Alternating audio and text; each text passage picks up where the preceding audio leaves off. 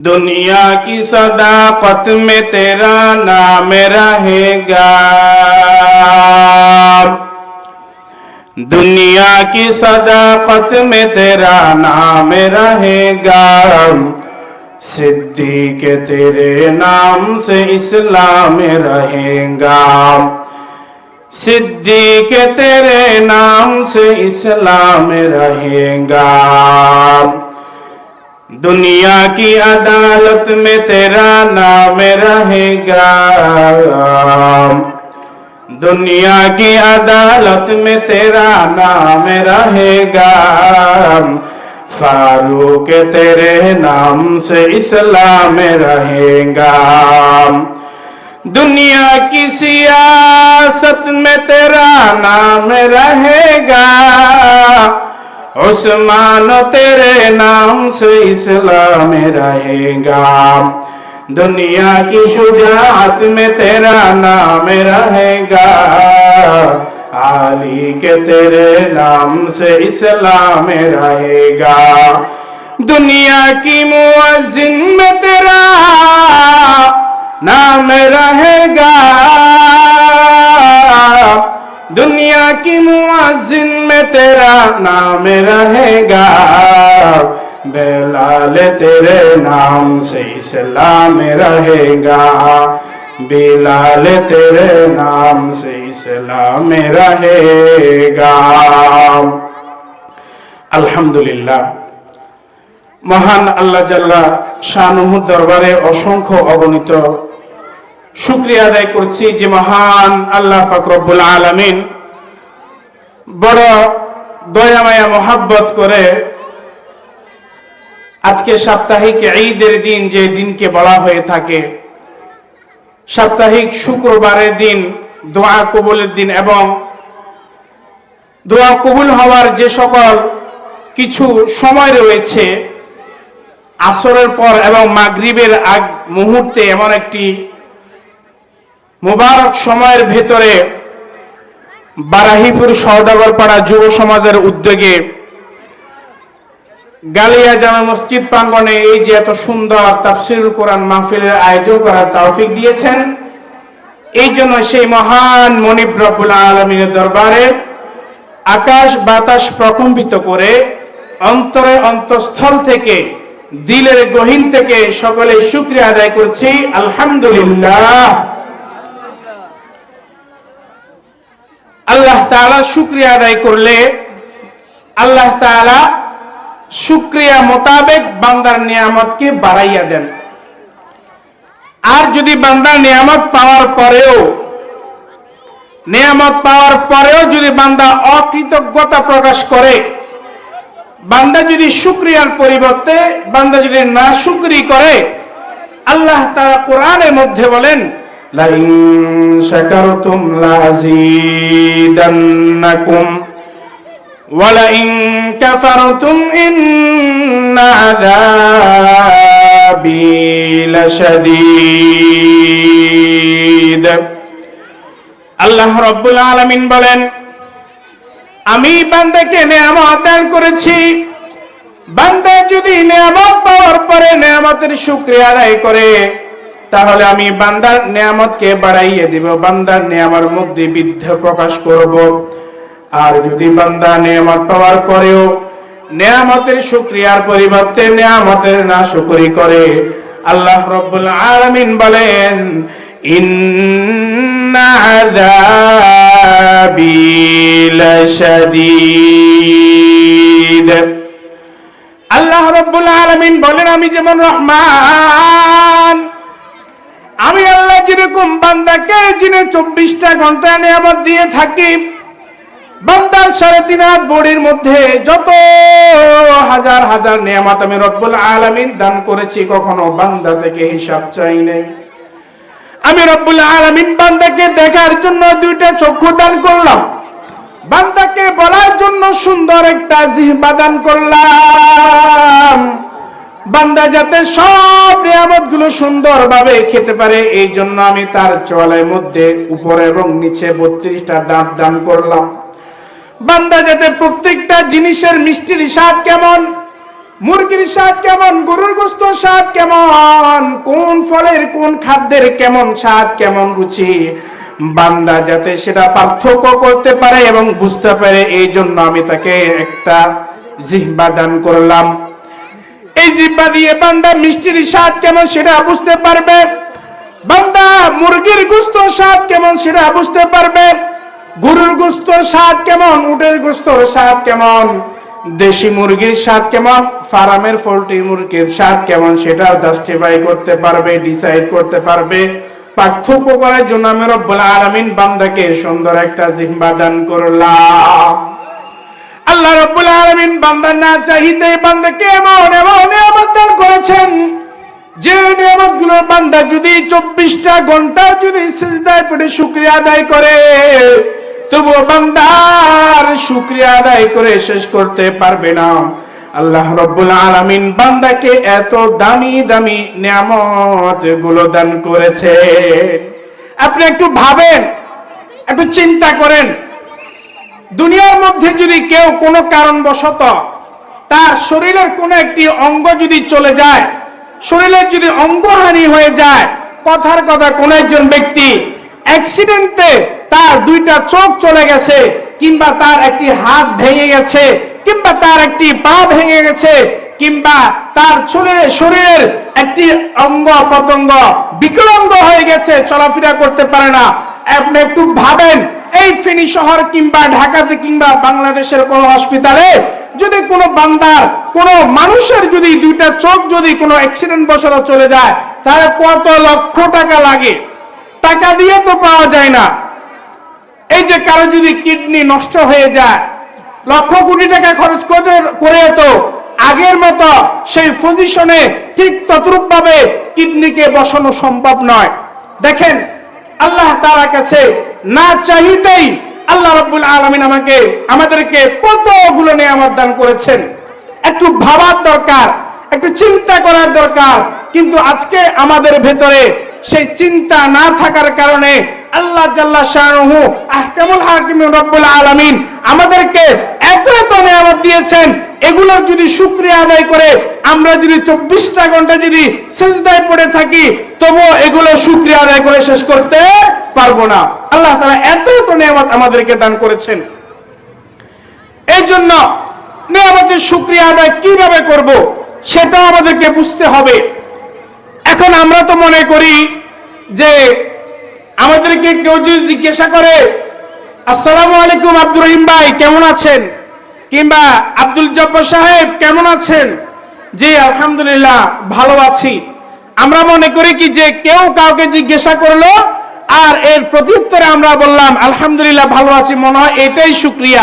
হ্যাঁ, এটাও একটা শুকরিয়া ঠিক, কিন্তু প্রকৃত শুকরিয়া আদায় হচ্ছে আল্লাহ তাআলা বান্দার জন্য যে জিনিস হালাল করেছেন, আল্লাহর হুকুম যেভাবে যেটা করেছেন, অর্থাৎ পূর্ণাঙ্গ একজন বান্দা রব্বুল আলামিনের নিয়ামতের শুকরিয়া আদায় ওই সময় করতে পারবে যখন আল্লাহর বিধান যেটি রয়েছে, অর্থাৎ হালালকে হারাম, হারামকে হারাম, জায়েজকে জায়েজ, না জায়েজকে না জায়েজ, আল্লাহর হুকুম কোনটা, রাসূলুল্লাহর তরিকা কোনটা, আল্লাহ কোনটা করতে বলেছেন, আল্লাহ কোনটা করতে নিষেধ করেছেন, রাসূলুল্লাহর তরিকা কোনটা, সুন্নাহ কোনটা, পদ্ধতি কোনটা, কোনটা বিদআত, সবগুলো বিষয় যারা জাস্টিফাই করে পার্থক্য করে দুনিয়াতে চলতে পারবে, তারাই হচ্ছে রব্বুল আলামিনের খাঁটি বান্দা, তারাই হচ্ছে এই আয়াতের মিকদার, তারাই হচ্ছে যে রব্বুল আলামিনের পূর্ণাঙ্গ কৃতজ্ঞতা আদায়কারী বান্দা। এই জন্য আমাদেরকে শুকরিয়া আদায় করতে হবে রব্বুল আলামিনের হুকুম মানার মাধ্যমে। এখন যদি আমরা চিন্তা করি, আরে দুনিয়াতে তো আমি এমনি এমনি চলে আসছি, দুনিয়াতে তো আমার মা বাবার মাধ্যমে আমি চলে আসছি, এরপরে ক্রমান্বয়ে আমি বড় হলাম, এরপরে আমি যুবক হলাম, এরপরে বিবাহ শাদী করলাম, আমার ছেলে সন্তান হলো, এরপরে আমার নাতিপুতি হলো, এমনি এমনি দুনিয়া চলে যাবে। আরে না না, আল্লাহ তাআলা আপনাকে আমাকে দুনিয়াতে এই জন্যই পাঠান নাই, বৃথা হিসেবে রব্বুল আলামিন আমাকে পাঠান নাই। রব্বুল আলামিন একটা মাকসাদকে, একটা উদ্দেশ্যকে সামনে রেখে আমাকে আপনাকে রব্বুল আলামিন দুনিয়াতে পাঠিয়েছেন। এই জন্যই আমাদেরকে সর্ব অবস্থায় আল্লাহ পাক রব্বুল আলামিনের শুকরিয়া আদায় করতে হবে। শুকরিয়া আদায় কিভাবে করব? আল্লাহ তাআলার হুকুম এবং রাসূলুল্লাহর তরিকা অনুযায়ী নিজের জীবনকে চলার মাধ্যমেই আমরা রব্বুল আলামিনের শুকরিয়া আদায় করতে পারবো। তো আমি কোরআনের যে আয়াতখানি পড়েছি, এই আয়াতের মধ্যে আল্লাহ পাক রব্বুল আলামিন বলেন, কুল ইন কুনতুম তুহিব্বুনাল্লাহ ফাত্তাবিউনি ইউহিব্বুকুমুল্লাহ ওয়া ইয়াগফির লাকুম যুনুবাকুম ওয়াল্লাহু গফুরুর রহিম। আল্লাহ পাক রব্বুল আলামিন বলেন, ওগো নবী, আপনি সমগ্র উম্মতদেরকে ঘোষণা করিয়া দেন, তুহিব্বুনাল্লাহ, তারা যদি আল্লাহ রব্বুল আলামিনকে ভালোবাসতে চায়, ফাত্তাবিউনি ইউহিব্বুকুমুল্লাহ, তারা যেন আমি নবীকে ভালোবাসে। তাহলে আল্লাহর ভালোবাসা যদি কোনো বান্দা অর্জন করতে চায়, আল্লাহ তাআলার নৈকট্য সান্নিধ্য যদি কোনো বান্দা অর্জন করতে চায়, তাহলে আল্লাহর সান্নিধ্য, আল্লাহর নৈকট্য লাভ করার আগে আল্লাহ নিজেই কোরআনের মধ্যে বলছেন, ফাত্তাবিউনি ইউহিব্বুকুমুল্লাহ, তারা যেন আমার হাবিব সাল্লাল্লাহু আলাইহি ওয়াসাল্লামকে অনুসরণ করে, তারা যেন আমার হাবিব সাল্লাল্লাহু আলাইহি ওয়াসাল্লামের রাহ অনুযায়ী, রাস্তা অনুযায়ী, সুন্নাত অনুযায়ী তার 24টা ঘন্টা তার পারিবারিক জীবন, ব্যক্তিগত জীবন, সামাজিক জীবন, রাষ্ট্রীয় জীবন, আন্তর্জাতিক জীবন সহ একটা মানুষের যত ধরনের ক্ষেত্র হতে পারে সবগুলো অনুযায়ী যাতে সে পরিচালনা করে।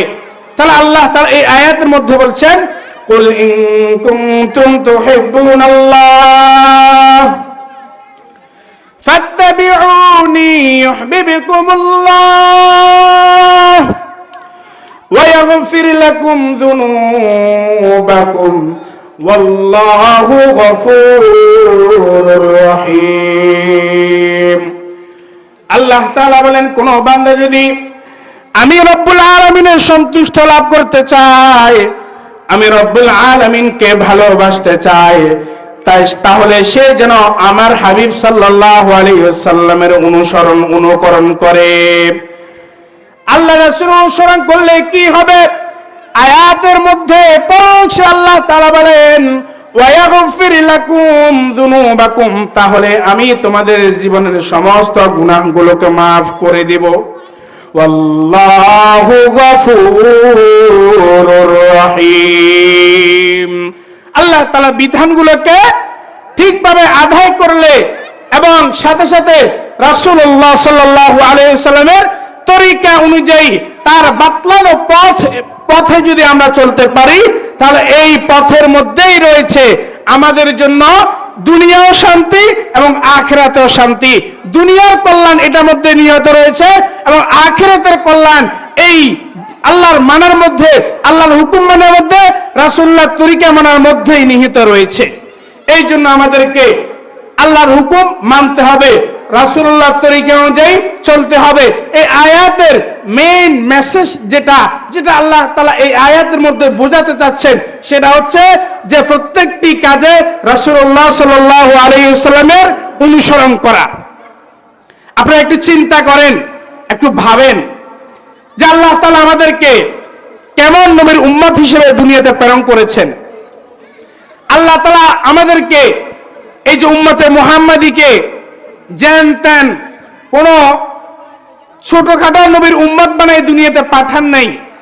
আল্লাহ তাআলা আমাদেরকে এমন এক নবীর উম্মত করে দুনিয়াতে পাঠিয়েছেন, যিনি হচ্ছেন রাহমাতাল লিল আলামিন, দুনিয়া এবং আখিরাত উভয়টার জন্য রহমত, এবং সমস্ত নবীদের শেষ নবী, সাইয়্যিদুল মুরসালিন, সকল রাসূলদের নবীদের সাইয়্যিদ, যিনি সরদার, এমন নবীর উম্মত করে রব্বুল আলামিন আমাদেরকে পাঠিয়েছেন। মুহাম্মদ সাল্লাল্লাহু আলাইহি ওয়াসাল্লামের উম্মত হওয়ার ব্যাপারে কিতাবের মধ্যে ঘটনা লেখে যে হযরতে ঈসা আলাইহিস সালাম কোন নবী? হযরতে ঈসা আলাইহিস সালাম, যে ঈসা আলাইহিস সালামকে খ্রিস্টানরা অনুকরণ করে। সে ঈসা আলাইহিস সালামের কথা কিতাবের মধ্যে লেখা হয়েছে যে যখন হযরত ঈসা আলাইহিস সালাম উম্মতে মুহাম্মাদি হওয়ার ফজিলত জানতে পারলেন, তখন তিনি আল্লাহর কাছে আরজু করলেন, আল্লাহর কাছে তিনি দোয়া করলেন, আয় আল্লাহ, আমাকে আপনি উম্মতে মুহাম্মাদি হিসাবে কবুল করেন। কিতাবের মধ্যে অনেক নবীর ঘটনা উল্লেখ করা হয়েছে যে নবীরা পর্যন্ত যে শেষ নবী যিনি হবেন, আখিরুন নবী যিনি হবেন, রাহমাতুল লিল আলামিন যিনি হবেন, নবীদের সরদার যিনি হবেন, শেষ নবী যিনি হবেন, তার উম্মত হওয়ার জন্য আল্লাহর কাছে প্রার্থনা দোয়া করেছিলেন। কিন্তু আল্লাহ তাআলা মাত্র একজন নবীর দোয়া কবুল করেছিলেন, তিনি হচ্ছেন হযরত ঈসা আলাইহিস সালাম। সে নবীর নাম কি? ঈসা আলাইহিস সালাম। এখন আপনারা প্রশ্ন করতে পারেন যে হুজুর, আমরা জানি যে একটা হাদিস রয়েছে, রাসূলুল্লাহ সাল্লাল্লাহু আলাইহি ওয়াসাল্লাম একটা হাদিসের মধ্যে বলেছেন, আনা খাতামুন নাবিয়্যিন লা নাবিয়্যা বা'দ, যে আমি নবী হচ্ছে শেষ নবী, আমি নবীর পরে দুনিয়াতে গোটা পৃথিবীতে কেউ নবী আসবে না। কেউ যদি রাসূলুল্লাহর পরে কিয়ামত পর্যন্ত নিজেকে নবী দাবি করে, সে কি নবী নাকি ভণ্ড? ভণ্ড, অবশ্যই ভণ্ড। যেরকম মির্জা গোলাম আহমদ কাদিয়ানী, যে কাদিয়ান নামক জায়গায় জন্মগ্রহণ করেছিল, নিজেকে সে নবী দাবি করেছে এবং নাউজুবিল্লাহি মিন যালিক, সে এক কিতাবের মধ্যে, মির্জা গোলাম আহমদ কাদিয়ানী সে এক কিতাবের মধ্যে লিখেছে যে আমি নিজেই আল্লাহ। বলেন নাউজুবিল্লাহ। এরকম ভ্রান্ত আকীদা মতাদর্শের একজন লোক নিজেকে নবী দাবি করেছে, অথচ 1450 বছর আগে আমাদের পেয়ারা নবী আলাইহিস সালাম বলে গিয়েছেন, আনা খাতামুন নাবিয়্যিন লা নাবিয়্যা বা'দ, আমি নবী হচ্ছে শেষ নবী, আমি নবীর পরে কিয়ামত পর্যন্ত গোটা পৃথিবীতে কোন নবী আসবে না, আসতে পারেও না। কেউ যদি কিয়ামত আগ পর্যন্ত নিজেকে নবী দাবি করে, সে একমাত্র ভণ্ড ছাড়া আর কিছু হতে পারে না, ঠিক কিনা? যেটা বলছিলাম যে আপনারা প্রশ্ন করতে পারেন যে ঈসা আলাইহিস সালামের দোয়া যে আল্লাহ তাআলা কবুল করেছেন, তিনি কিয়ামতের আগে আবার আসবেন। এখন ঈসা আলাইহিস সালাম তো একজন নবী ছিলেন, নবী ছিলেন কি ছিলেন না? সন্দেহ আছে? সন্দেহ থাকলে ঈমান থাকবে? থাকবে না। হযরত ঈসা আলাইহিস সালাম কিতাবের মধ্যে লিখেছে যে কিয়ামতের আগে তিনি আবার দুনিয়াতে আসবেন। এখন প্রশ্ন করতে পারেন যে আপনি এই যে এক জায়গায় বলছেন যে কিয়ামতের আগে কোন নবী আসবে না, আবার বলতেছেন ঈসা আলাইহিস সালাম আসবে, তাহলে আপনি তো দ্বিমুখী কথা বলতেছেন। আসলে আমাদেরকে বুঝতে হবে যে ওই যে ঈসা আলাইহিস সালামের দোয়া যে আল্লাহ তাআলা কবুল করেছেন, যে তিনাকে মুহাম্মদ সাল্লাল্লাহু আলাইহি সাল্লামের উম্মত হিসেবে দুনিয়াতে যে আসার যে কবুলিয়ত, সেটা হচ্ছে যে তিনি কিয়ামতের আগে দুনিয়াতে আসবেন নবী হিসেবে নয়, মুহাম্মদ সাল্লাল্লাহু আলাইহি সাল্লামের উম্মত হিসেবে। তাহলে বুঝে আসতে তো, কিয়ামতের আগে ঈসা আলাইহিস সালাম দুনিয়াতে আসবেন, তবে তিনি নবী হিসেবে আসবেন না, তিনি মুহাম্মদ সাল্লাল্লাহু আলাইহি সাল্লামের উম্মত হিসেবে দুনিয়াতে আসবেন। দেখেন, যে নবীর উম্মত হওয়ার জন্য খোদ নবীরা পর্যন্ত আল্লাহর কাছে আরজু করেছে, আবেদন করেছে, একমাত্র অনলি একজন নবীর দোয়া আল্লাহ তাআলা কবুল করেছেন, সেটা হচ্ছে হযরত ঈসা আলাইহিস সালাম। কিন্তু আমরা আল্লাহর কাছে কোনোদিন আরজু করি নাই, আশা করি নাই, দোয়া করি নাই, চিঠি লিখি নাই, প্রার্থনা করি নাই, কোনো কিছু করা চাই আল্লাহ তাআলা আমাদেরকে এমন এক নবীর উম্মত হিসেবে দুনিয়াতে প্রেরণ করেছেন, যিনি কিয়ামতের ময়দানে নিজের কথা বাদ দিয়ে, হাদিসের মধ্যে লেখা হয়েছে কিয়ামতের বিভীষিকাময় মুহূর্তের ভেতরে, যে কঠিন মুহূর্তের ভিতরে নবীরা পর্যন্ত তার সন্তানদেরকে চিনবে না, খোদ নবীরা পর্যন্ত তার স্ত্রী, তার উম্মতদেরকে চিনবে না, আল্লাহর কাছে বলবে রব্বি নাফসি, রব্বি নাফসি, আয় আল্লাহ আমাকে বাঁচান, আয় আল্লাহ আমাকে বাঁচান, আয় আল্লাহ আমাকে বাঁচান। এই কঠিন মুহূর্তের ভিতরে, যে মুহূর্তের ভিতরে নবীরা পর্যন্ত তার ছেলে সন্তান, পাড়া প্রতিবেশী, বন্ধু বান্ধব, উম্মত কাউকে চিনবে না। এই কঠিন মুহূর্তের ভিতরে আমার আপনার কলিজার টুকরা নবী নিজের কথা বলে গিয়ে, নিজের স্ত্রী সন্তান সবার কথা বলে গিয়ে সিজদায় পড়ে কিয়ামতের ময়দানে আল্লাহর কাছে বলবেন, ইয়া রব্বি উম্মতি, ইয়া রব্বি উম্মতি, ইয়া রব্বি উম্মতি।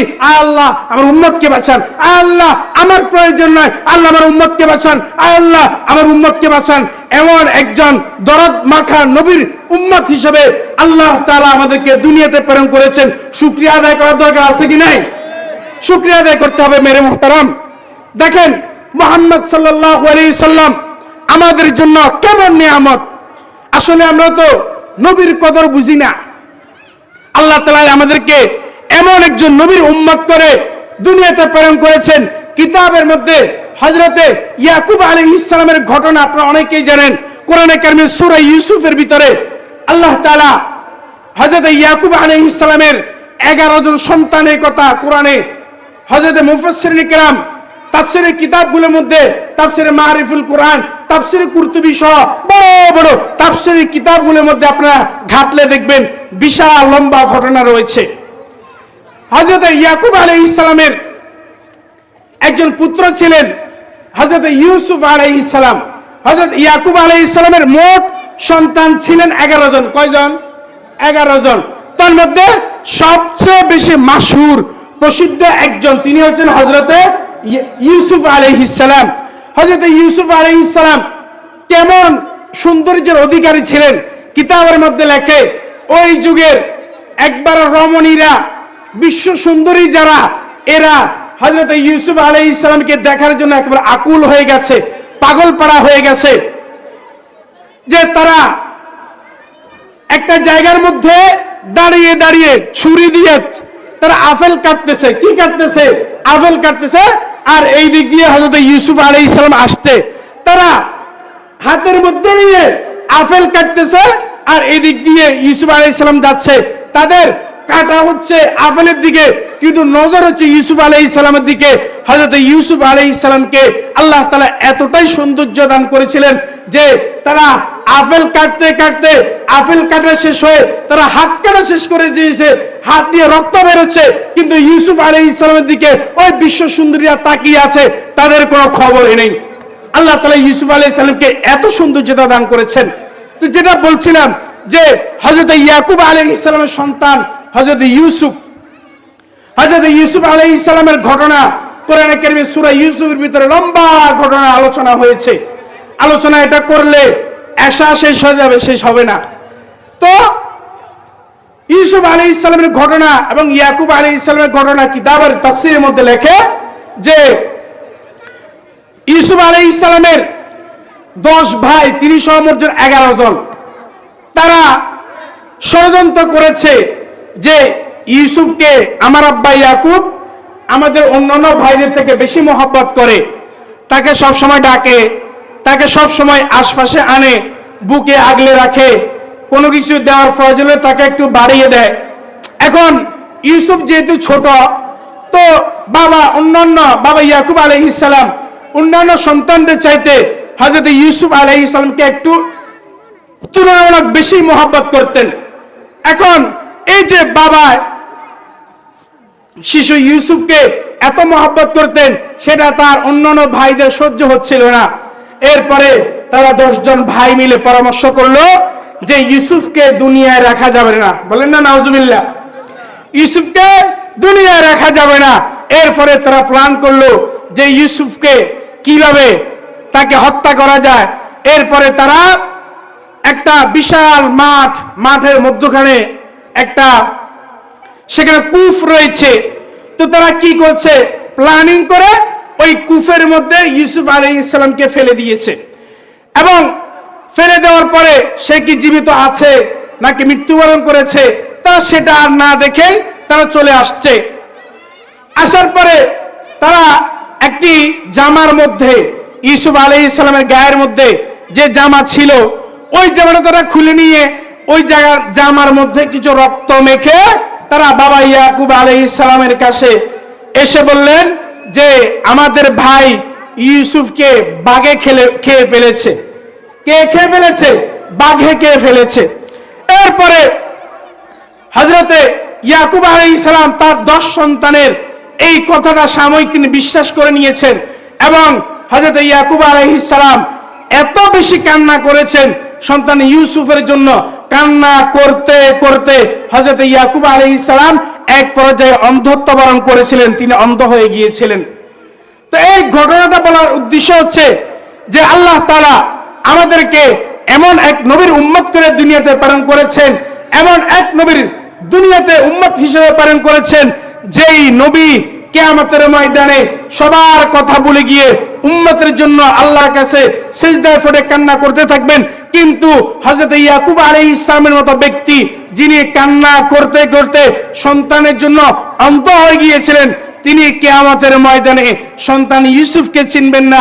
ইউসুফকে, আমার 10 সন্তানকে, আমার স্ত্রীকে, আমার ভাইকে, আমার বোনকে, আমার উম্মতকে, আমার পাড়া প্রতিবেশীকে, আমার বন্ধু বান্ধবকে হযরত ইয়াকুব আলাইহিস সালাম সহ সব নবীরা কিয়ামতের ময়দানে সব কিছু ভুলে গিয়ে শুধু নিজের কথা আল্লাহর কাছে ফরিয়াদ করবেন, ইয়া রাব্বি নাফসি নাফসি, আল্লাহ আমাকে বাঁচান, আয় আল্লাহ আমাকে বাঁচান, আয় আল্লাহ কিয়ামতের কঠিন মুহূর্তের ভিতরে আল্লাহ আমাকে বাঁচান।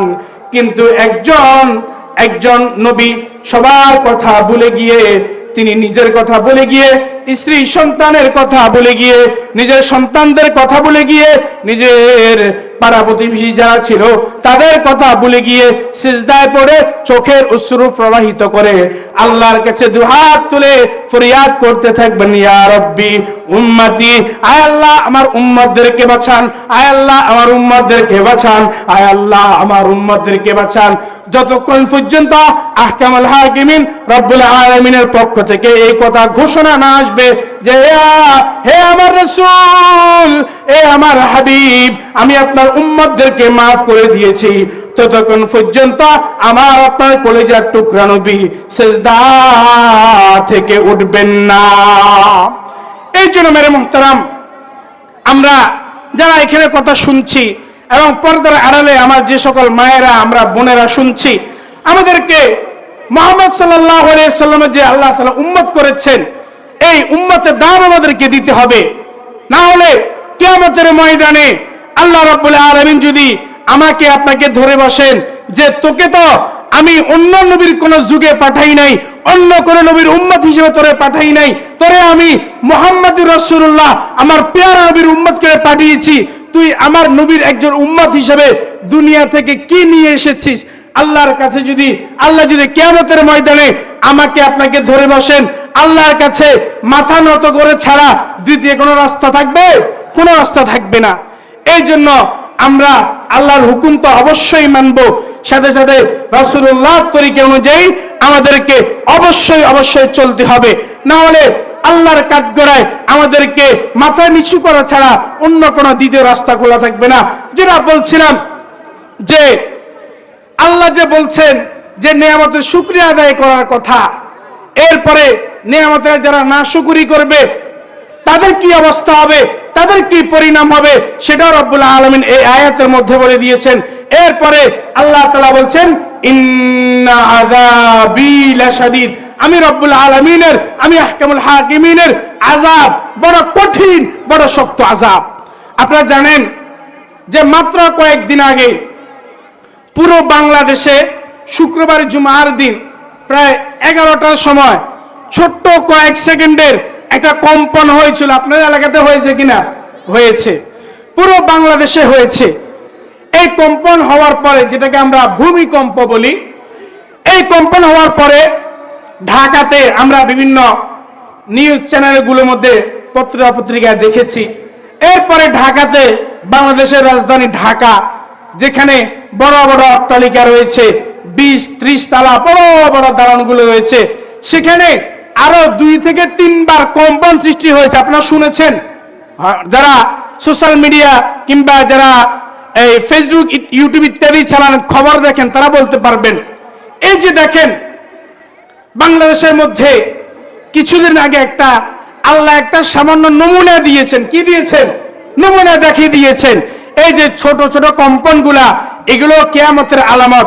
আল্লাহ তাআলা আসল কিয়ামত দেওয়ার আগে সামান্য একটু নিদর্শন দেখান যে তোমরা যে নাফরমানি করছো, আমি রব্বুল আলামিনের গুনাহ করছো, আমার হুকুম মোতাবেক চলছো না, আমি রাসূলের আমার হাবিব সাল্লাল্লাহু আলাইহি সাল্লামের তরিকা অনুযায়ী চলছো না, দেখো যখন কিয়ামত হবে তখন তোমাদের কি অবস্থা হবে। আল্লাহ তাআলা কোরআনে কারীমের সূরা তাকবীরের ভিতরে এই কিয়ামতের নিদর্শন সম্পর্কে, আলামত সম্পর্কে সুন্দর ভাষা বর্ণনা করেছেন। আল্লাহ তাআলা বলেন, ইযাশ শামসু কুবিরাত ওয়া ইযান নুজুমু কাদারাত ওয়া ইযাল জিবালু সুইরাত।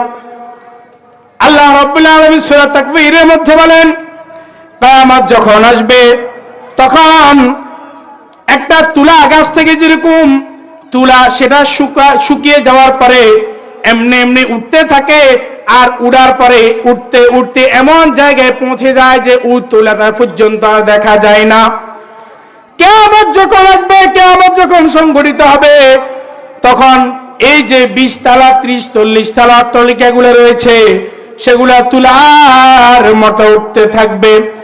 এই যে আল্লাহ তাআলা পাহাড়গুলোকে দুনিয়ার জন্য ফেরেক হিসেবে স্থাপন করেছেন, যেগুলো দুনিয়া এক সময় আল্লাহ রাব্বুল আলামিন কোরআনের মধ্যে বলেছেন যে দুনিয়াকে যখন আল্লাহ তাআলা সৃষ্টি করেছেন, দুনিয়ার টলমল করে, দুনিয়া নাড়াচড়া করে, মানুষ স্থিরভাবে থাকতে পারে না।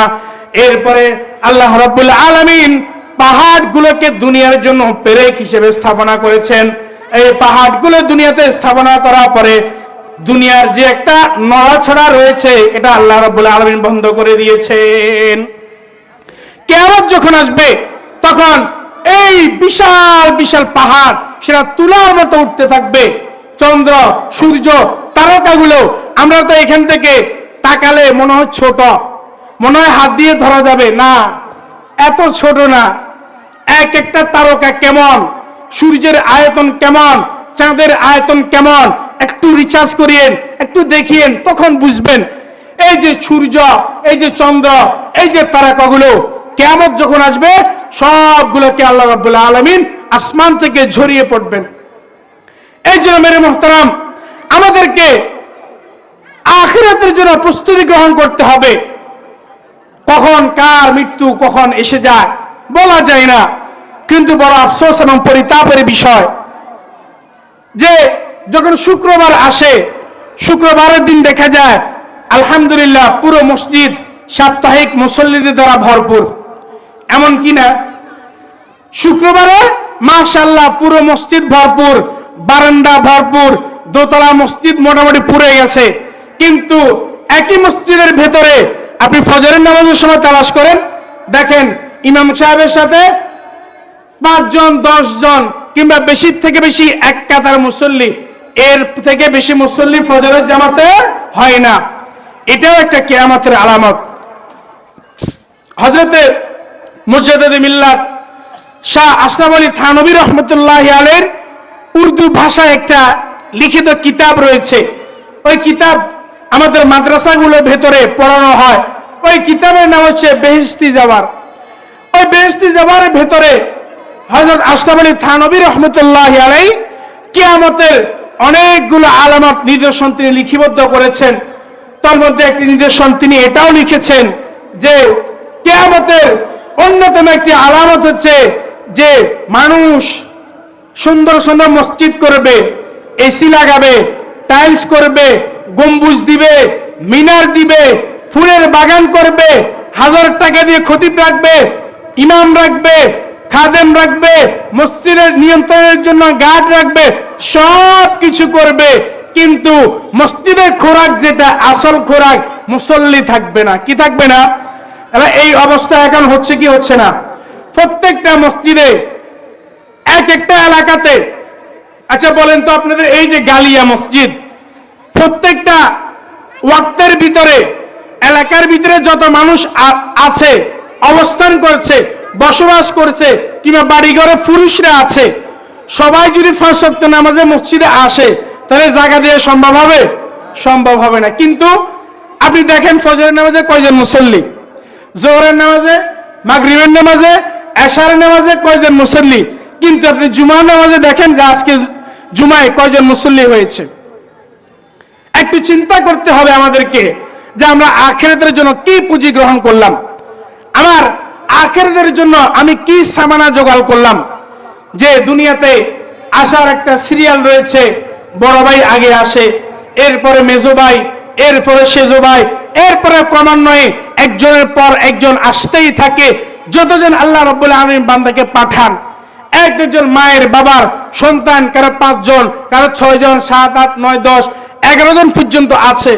আচ্ছা বলেন তো, যে ক্রমান্বয়ে বড় ভাই, ছোট ভাই, মেজো ভাই, সেজো ভাই এরকম যে আসছে, কিন্তু যাওয়ার সময় কি সবাই আগে বড় ভাই গেছে এমন ইতিহাস আছে? নাই। দেখা যায় 5 জন ভাই, কিন্তু ছোট ভাই সবার আগে মারা গেছে, এমন হয় কি হয় না? যে বাবার কাঁধের উপরে ছেলের লাশ, এমন হয় কি হয় না? যে নাতি মাত্র হয়েছে 1 সপ্তাহ হয় নাই, দাদা নানার কাঁধের উপরে নাতি কিংবা নাতনির লাশ, হয় কি হয় না? তাহলে এই যে এই জিনিসটা আমাদেরকে কি শিক্ষা দেয়? একটা মৃত্যু আমাদের জন্য বড় ইস্তেফাদা হাসিল করার, শিক্ষা গ্রহণ করার অনেক বড় মাধ্যম। আমাদেরকে শিক্ষা গ্রহণ করতে হবে যে এই দুনিয়া ক্ষণস্থায়ী, দুনিয়া শুরু আছে শেষও আছে, কিন্তু পরের জগৎ যেটা আখিরাতের জগৎ, যেটা শুরু আছে শেষ নাই। কি আছে? শুরু আছে শেষ নাই। এই আখিরাতের জিন্দেগির জন্য, পরকালের জন্য আমি আপনি কি প্রস্তুতি গ্রহণ করলাম? আপনি কারো কথা চিন্তা করার দরকার নাই, নিজের কথা একটু চিন্তা করেন, একটু ভাবেন। একটু যদি আমরা ভাবি, একটু যদি চিন্তা করি, তাহলে বুঝতে পারবো আমার আপনার সামানা কতটুকু জোগাড় হলো। এখন অনেক ক্ষেত্রে দেখা যায় যে আলহামদুলিল্লাহ আমরা মুরব্বিরে নামাজ পড়ি, কিন্তু আমার সন্তান, আমি মসজিদে আসতেছি ফজরের সময়, কিন্তু আমার ছেলে ঘুমায়, আমার মেয়ে ঘুমায়, আমি স্বামী নামাজ পড়তে মসজিদে আসতেছি, কিন্তু আমার স্ত্রী ঘুমায়, আমার ছেলের মেয়েও ঘুমায়, আমার নাতি নাতনি সবাই ঘুমায়, কিন্তু আমি আলহামদুলিল্লাহ হাজি সাহেব, গাজী সাহেব, মসজিদের সভাপতি সাহেব, সেক্রেটারি সাহেব, এমপি সাহেব, মন্ত্রী সাহেব, মুয়াল্লিম সাহেব, এরপরে কারি সাহেব, মুফতি সাহেব, আল্লামা সাহেব, হাজি সাহেব, গাজী সাহেব, আমি মসজিদে চলে আসছি, কিন্তু আমার ঘরের মধ্যে আমার ছেলের বউ ঘুমায়, আমার বউ ঘুমায়, আমার ছেলে ঘুমায়, আমার মেয়ে ঘুমায়, আমার নাতি নাতনি সবাই ঘুমায়, কিন্তু আমার ভিতরে কোনো অনুভূতি নেই। কি নেই? অনুভূতি নেই। এমন আছে কি নেই? নাকি এগুলো আমি বানিয়ে বলছি, নাকি বাস্তবতা বলছি? দেখেন রাসূলুল্লাহ সাল্লাল্লাহু আলাইহি ওয়াসাল্লাম এক হাদিসের মধ্যে বলেন, আলা কুল্লুকুম রাইন ওয়া কুল্লুকুম মাসউলুন আন রাইয়াতি। রাসূল আকরাম সাল্লাল্লাহু আলাইহি ওয়াসাল্লাম বলেন, আলা কুল্লুকুম রাইন, তোমরা প্রত্যেক ব্যক্তি দায়িত্বশীল, ওয়া কুল্লুকুম মাসউলুন, এবং তোমাদের প্রত্যেককে জিজ্ঞাসিত করা হবে আন রাইয়াতি, তোমাদের দায়িত্ব সম্পর্কে। এই হাদিসের মধ্যে রাসূল বলেন যে আলা, সাবধান করে আল্লাহ তাআলা বলছেন কুল্লুকুম, তোমাদের প্রত্যেকেই। কুল্লুকুম এখানে আমরা যদি আরবি ভাষার এলমের নাহুর দিকে তাকাই, এটা একটা ব্যাপক শব্দ, এটাকে আম বলা হয়। কি বলা হয়? আম, ব্যাপক একটা শব্দ। কুল্লুকুম মানে তোমাদের প্রত্যেকেই। এখানে আল্লাহ খাস করে বলেন নাই তুমি মুরব্বী, তুমি যুবক, তুমি হাজি, তুমি গাজী, তুমি সভাপতি, তুমি এমপি, তুমি মন্ত্রী, তুমি মা, তুমি বাবা, তুমি বড় ভাই, তুমি বড় বোন, শুধু তোমাকে বলছি। আল্লাহকে এইভাবে খেতাব করে বলছেন, মানে ব্যাপক বড় সবাইকে বলছেন, সবাইকে বলছেন। আল্লাহ বলেন আলা কুল্লুকুম রাইন, তোমাদের প্রত্যেকেই রাইন, দায়িত্বশীল, ওয়া কুল্লুকুম মাসউল, এবং তোমাদের প্রত্যেককে মাসউলুন, জিজ্ঞাসিত করা হবে আন রাইয়াতি, তোমাদের দায়িত্ব সম্পর্কে। আমার শাইখ ও মুর্শিদ উস্তাদে মুহতারাম ফেনীর লালফল জামিয়া সুলতানিয়া মাদ্রাসার যিনি প্রতিষ্ঠাতা পরিচালক ছিলেন হযরত শাহ মুফতি সাঈদ আহমদ সাহেব রহমতুল্লাহি আলাইহি, আপনারা অনেকেই চেনেন। হযরত রহমতুল্লাহি আলাইহি এই হাদিসটা যখন বয়ানের মধ্যে বলতেন, বলার পরে হযরত ছোট্ট একটি ঘটনা বলতেন। কি ঘটনা? বুঝার জন্য, মেসাল স্বরূপ, দৃষ্টান্ত স্বরূপ, ফর এক্সাম্পল হিসেবে তিনি একটা ঘটনা বলতেন। তিনি বলতেন যে দুনিয়া হিসেবে একজন রাখাল, একজনকে রাখাল, রাখালের অধীনে তার মালিক 10টা ছাগল কিংবা 10টা গরু দিয়েছে, যে এই 10টা গরু তোমার দায়িত্বে দিলাম, এই যে মাঠের মধ্যে তুমি সারাদিন এগুলোকে ছড়াবা, চড়ানোর পরে এগুলোকে তুমি আবার সন্ধ্যাবেলা আবার খামারে নিয়ে আসবা। এখন ওই যে রাখালকে 10টা গরুর দায়িত্ব দিয়ে কিংবা 10টা ছাগলের দায়িত্ব দিয়ে তার মালিক পাঠিয়েছেন, সে এগুলোকে সুন্দরভাবে ঘাস খাওয়াচ্ছে, কিন্তু দুর্ঘটনাবশত একটা চুরি হয়ে গেছে। কি হয়ে গেছে? চুরি হয়ে গেছে। সে একটু কোথাও ইস্তেঞ্জা করতে গেছে কিংবা অন্য মনস্ক হয়েছে, যে কেউ একজন চোর এসে একটা গরু নিয়ে গেছে। এখন সন্ধ্যাবেলা যখন ওই রাখাল তার মালিকের কাছে আসলো, সে দিয়েছে 10টা, কিন্তু যখন একটা চুরি হয়ে গেছে, আছে কয়টা? কথা বুঝতে হবে, কয়টা আছে? 9টা আছে। এখন বলেন তো, 10 গরুর জায়গায় যদি এখন রাখাল মালিকের কাছে 9টা নিয়ে আসে, এখন ওই মালিক ওই রাখালকে কি শাস্তি দিবে নাকি চুপ মেরে বসে থাকবে? অবশ্যই শাস্তি দিবে। শাস্তির ধরন ভিন্ন হতে পারে, হয়তো তাকে জরিমানা করবে, কিংবা তাকে পিটা দিবে, কিংবা তাকে চাকরুচ্যুতি করবে, কিংবা তাকে বকাঝকা করবে, একটা না একটা করবেই। তো হযরত এই ঘটনা দিয়ে এটাই বুঝাতেন যে এই দুনিয়াটা হচ্ছে একটা রাখাল আর মালিকের মতো।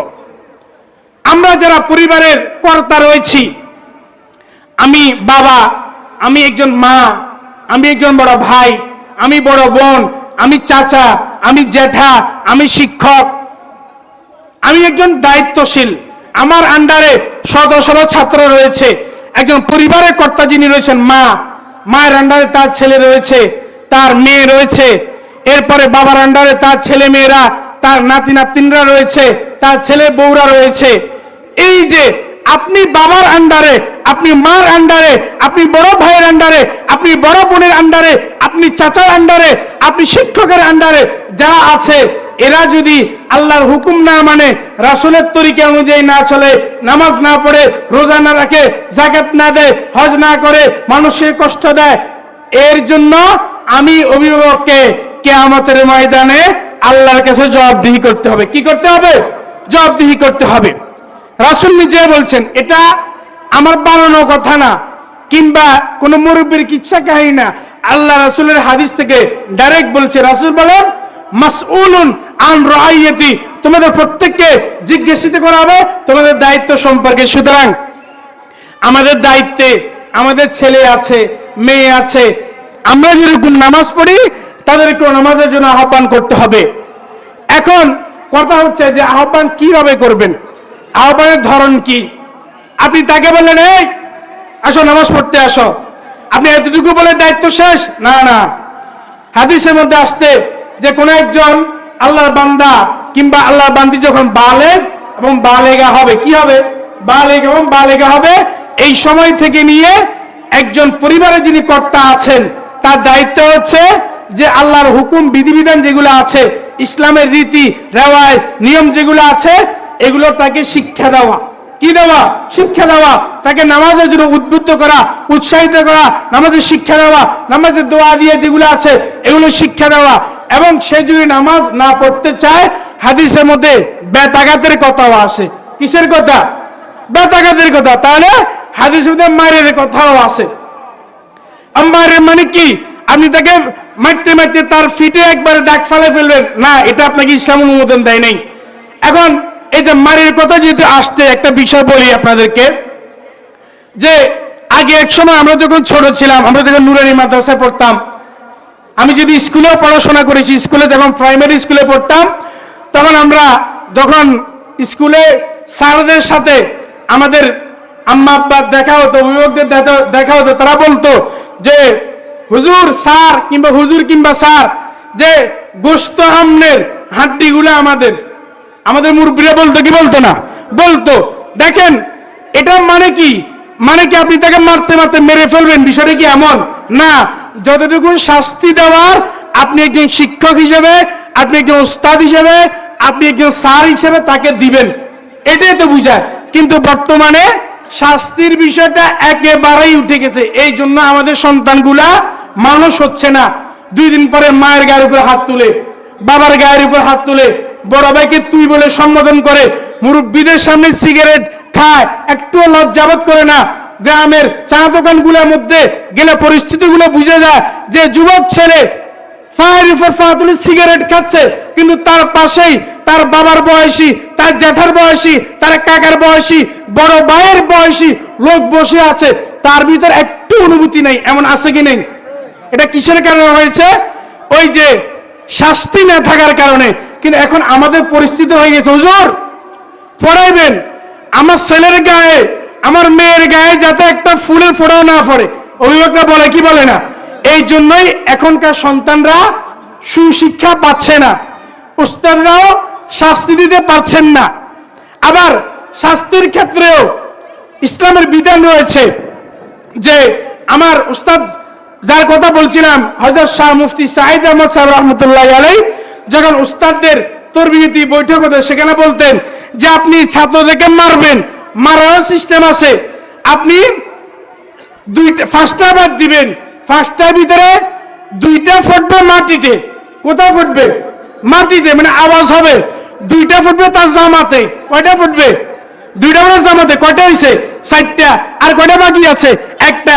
একটা ফুটবে তার শরীরে।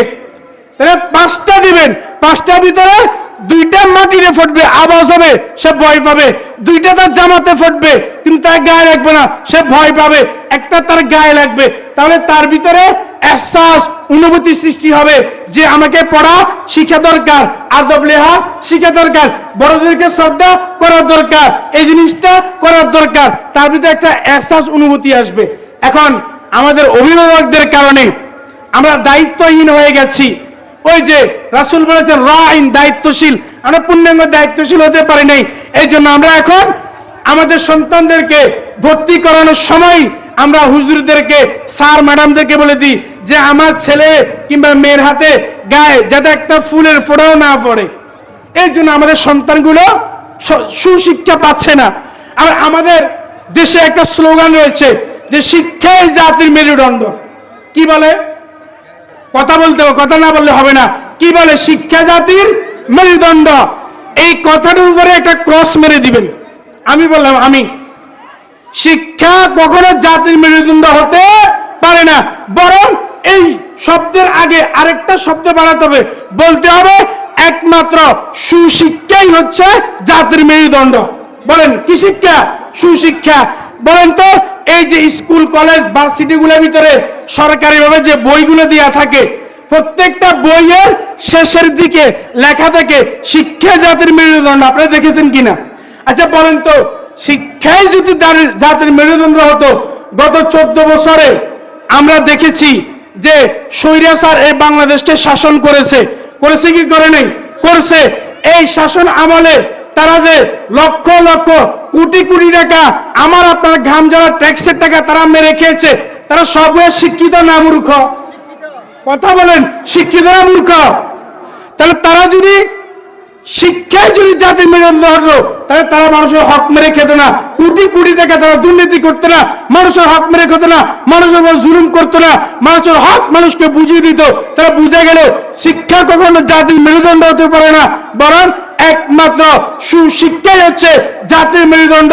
তার ভিতরে যদি সুশিক্ষা থাকতো, তাহলে সে চিন্তা করত যে যে আমি যে টাকাগুলো মেরে খাচ্ছি, আমি যে 10 লাখ টাকা একটা রাস্তার জন্য টেন্ডার হলো, বরাদ্দ হলো, এখানে দেখা যায় যেটা আমরা গত বছরগুলোতে দেখে এসেছি যে কিছু খায় এমপি সাহেব, কে খায়?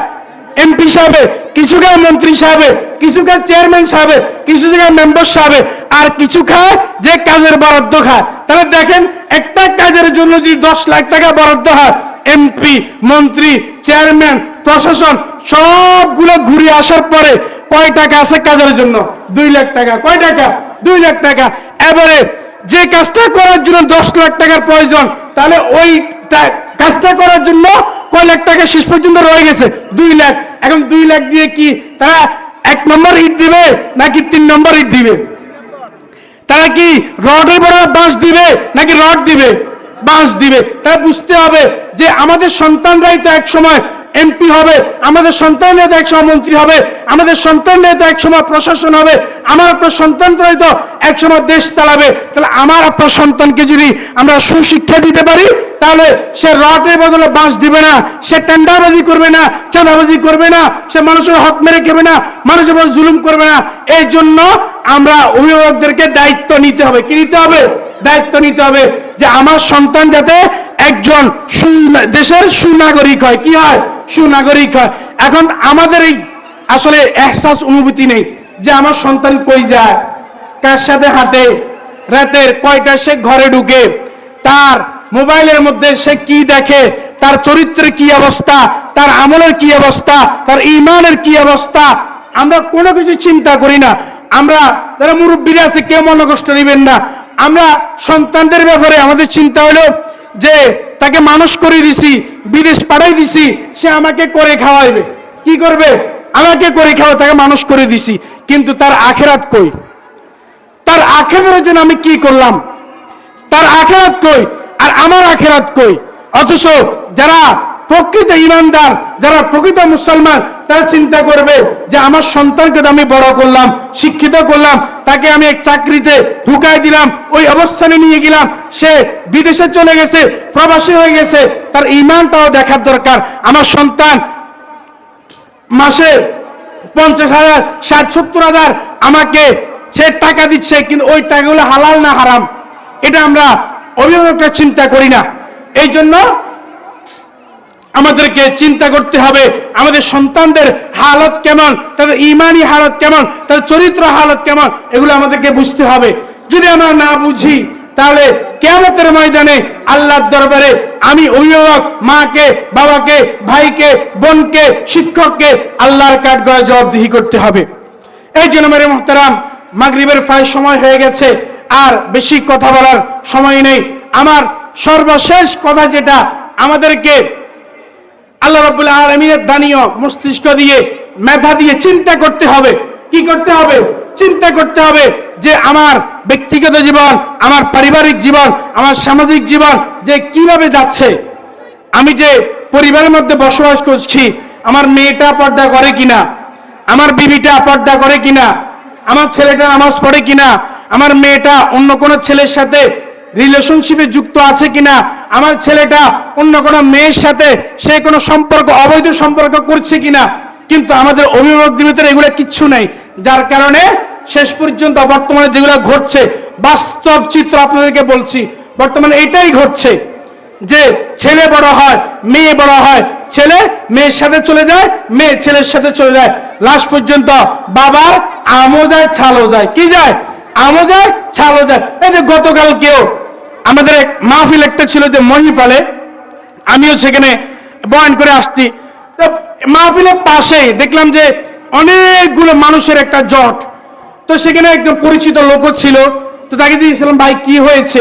কয় এখানে একজন ছেলে আর একজন মেয়ে ধরা খেয়েছে।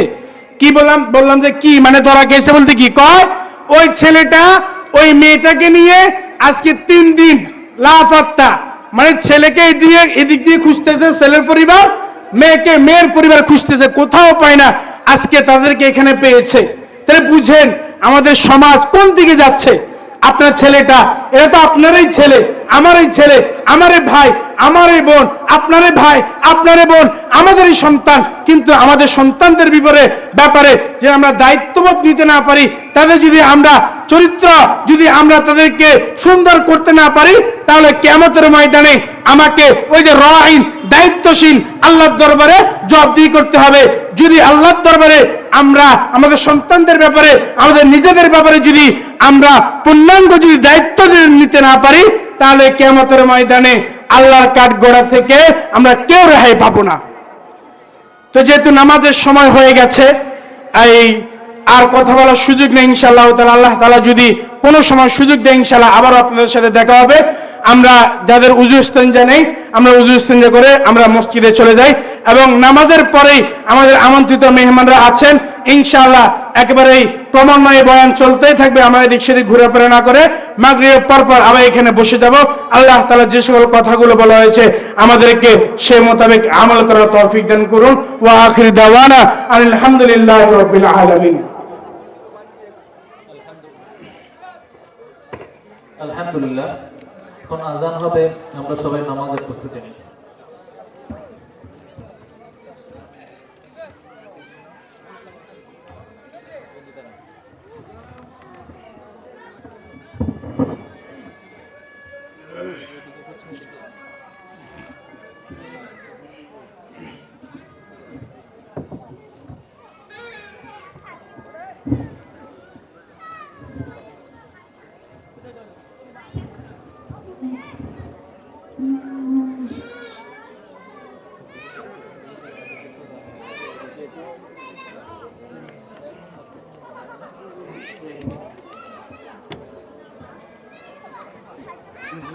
বন্ধ মোবাইল দিয়ে